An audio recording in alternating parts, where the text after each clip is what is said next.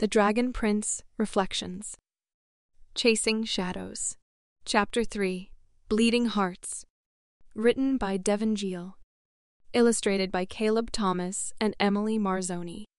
The night black sea chopped against the rocky northern coast of Scumport. With Stella nestled deep and safe in her hood, Rayla peered out toward the horizon from the edge of a cliff. Sunrise was a little more than an hour away. Soon the beach would turn pink and gold and almost pretty. But in the earliest turn of twilight, the shore's rocks looked like a sea beast lurking beneath the waves. Rayla leapt down and made her way across its jagged spine. The northern part of the island was nothing like the port to the south.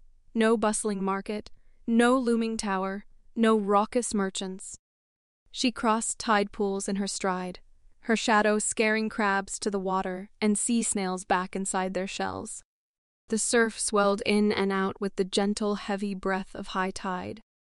It was quiet, isolated, the perfect place for an assassin to stalk her mark. She could see him. He had not been difficult to find.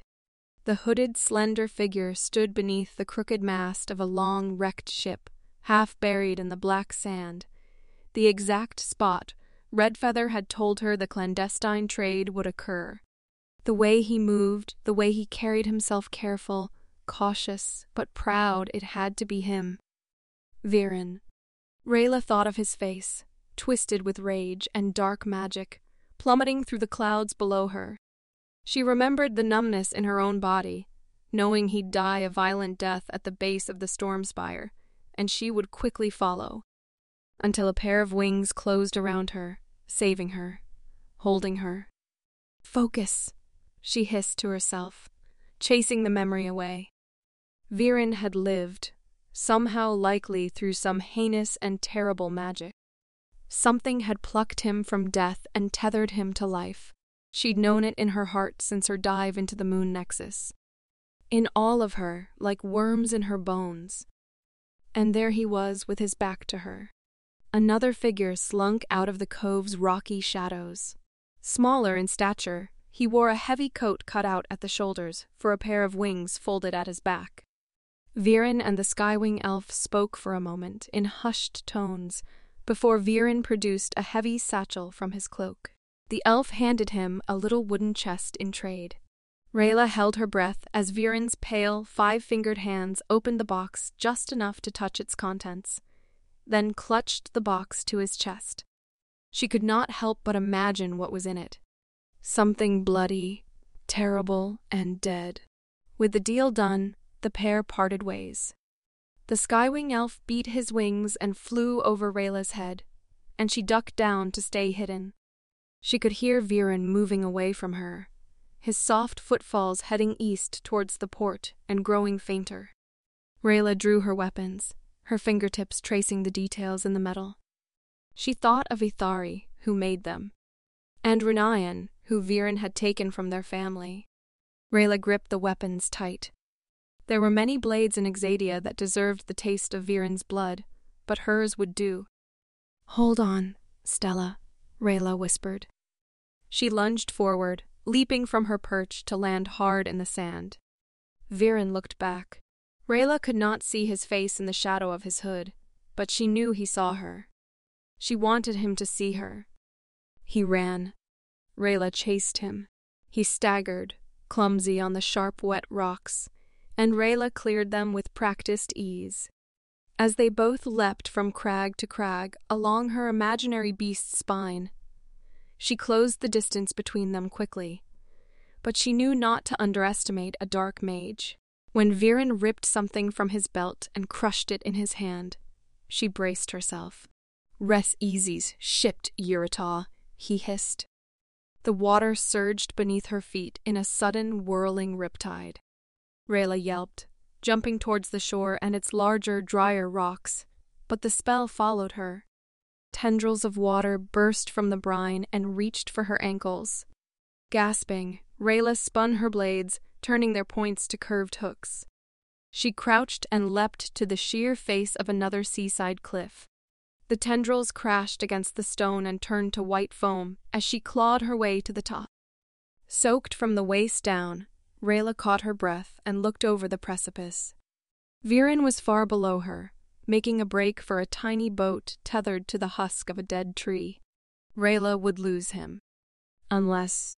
From one barbed boulder to the next, Rayla leapt once, twice, and then she was plummeting down towards his back, just as his hand reached to loosen the tether of his little boat. Rayla landed on top of him and threw him to the ground. He wailed in pain, the sound choked by a swell of the sea, as the sharp rocks shredded his cloak and dug into his skin.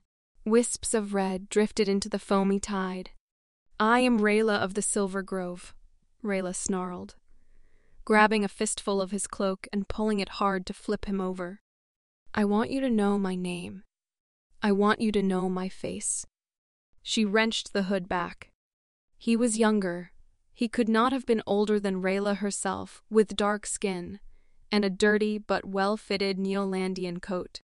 Wet brown hair fanned out into the water beneath him, traced by streaks of white that marked his craft.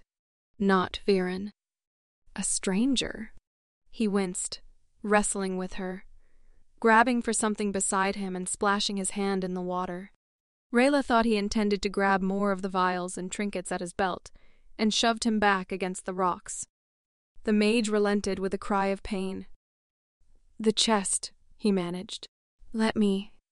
He was reaching for the little chest he'd received from the Skywing elf. It bobbed in the water just out his reach. As she stared at it, Rayla's shock and despair turned quickly to rage. She grabbed it before the tide could take it from both of them. "Oh, this?" she snapped. The mage tried to grab it, but Rayla pressed him down even harder with her knee, and he wailed as the wound on his shoulder deepened. Stella wriggled out of Rayla's hood and down her arm to throw the chest open. Rayla's breath caught as she saw red within, but no. It wasn't a bloody red. The contents of the little box caught the first light of sunrise and gleamed. They were little pieces of dry, crimson coral, clinking together like glass. "Blood coral," spat the dark mage, tide frothing over his mouth. For dark magic," Rayla said. "For many things, elf," he snarled, defiant. "To warm a cold hearth, to draw plague from poisoned water, to heal the sick and bleeding." Stella screeched in his face. Rayla pulled the chest back, out of reach, and pressed the curve of one blade to his neck, and held it there. The human froze, meeting her eyes. He looked afraid. Rayla wanted to hate him. This young Neolandian boy. She wanted to hate him like she hated Viren. She could almost see Viren's face in his, the white streaks of his hair, the sickly pallor of his skin, the bruise-like shadows beneath his eyes. Was he not the same? But what if it was true? A plague, an illness, a wound. Life is precious. Life is valuable. We take it, but we do not take it lightly. His breath shallow against the blade. The dark mage hissed. "They are also—" She saw it too late. The flash of red in his other hand.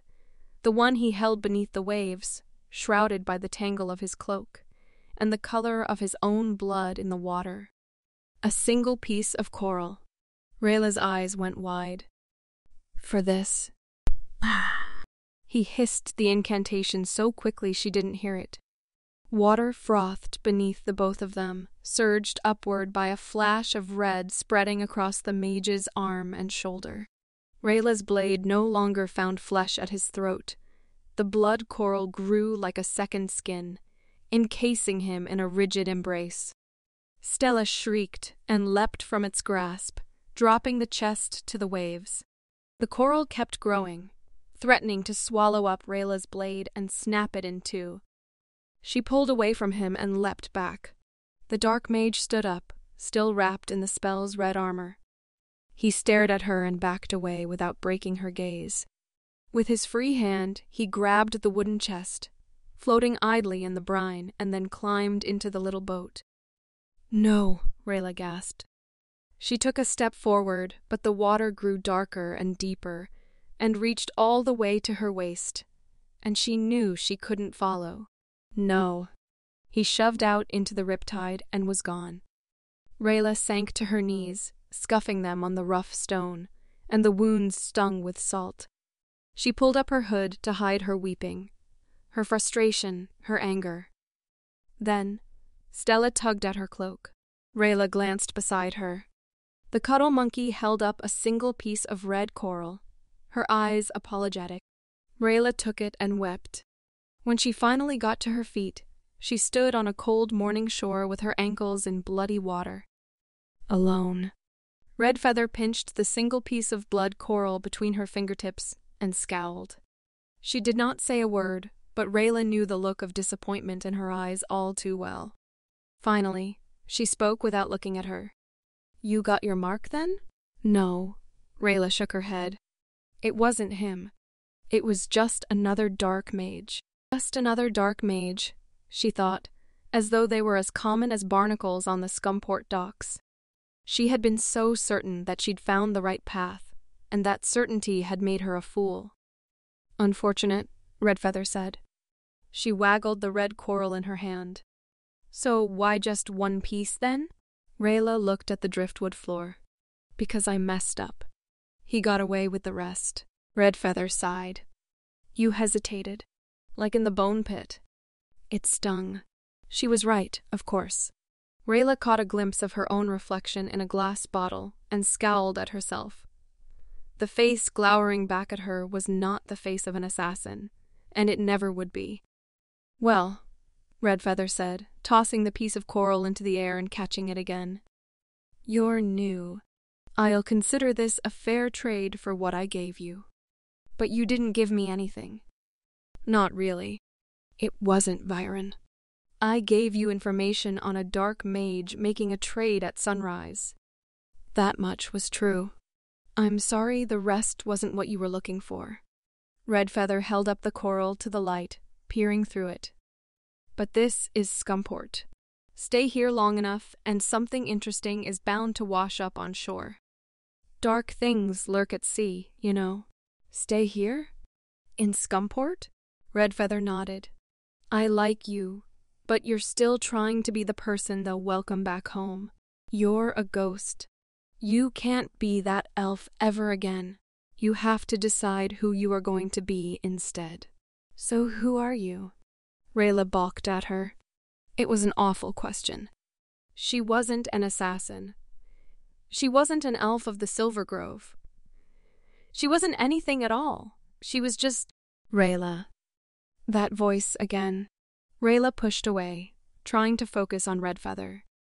"I'm selfless, strong, and caring," he persisted, as he always did, and his voice took her far, far away. She could still see it, the stars of the desert gleaming above her and in his eyes. That's what makes her a hero. That's what makes her... "Rayla," she said, meeting Redfeather's gaze. "My name is Rayla, and I'm going home." Redfeather sighed. "Oh, you bleeding heart. You can't go home. No, not there. Somewhere else." It was foolish to call the faraway castle of Catullus home. She did not belong there. She'd turned her back on it. She'd walked away and had not earned the right to return. And yet it was the only place in all of Zadia her heart wanted to go. Redfeather tossed her braids over her shoulder and kicked her boots up onto the desk, rattling the coral. She reached an arm to the desk's edge, to the little jar filled with wooden coins. "Well, when you run out of options, Rayla." With a flick of her thumb, Redfeather sent one wooden coin into the air. Rayla caught it. "A token for the ferryman, so you can find your way back." Rayla looked down at Finnegrin's favor in her hand.